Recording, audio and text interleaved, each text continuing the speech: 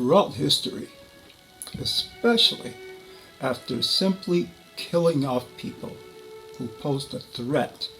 became more controversial and more risky, government and business leaders have very often offered bribes or jobs, or as it appears in this case, a business contract to someone who they recognized as an influential leader and as a threat to their economic or political interests or to their regime, in order to be able to control and essentially have an economic leash on the influential leader or leaders. In this regard,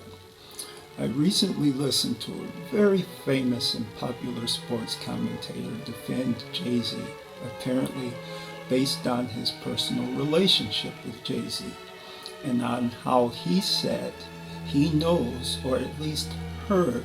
of what type of an advocate or negotiator JayZ would be in meetings with NFL owners,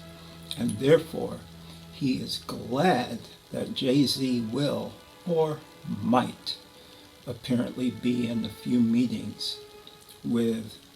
the NFL owners, or at least some meetings with representatives of the NFL team owners. However, the fact remains that even if JayZ is invited to attend a few meetings with the NFL owners themselves, or representatives of the owners, he would basically be in attendance of those meetings as a paid contractor for the NFL now. A contractor who is and will most likely remain at risk of not having his contract renewed. Thus, JayZ's ability to effectively advocate and the amount of influence that he or anyone else might want him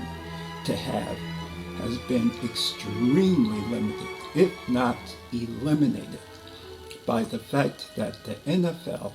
which is owned and operated by a group of very successful and shrewd businessmen and women, can and almost certainly will make it clear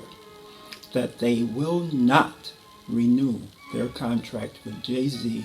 and his business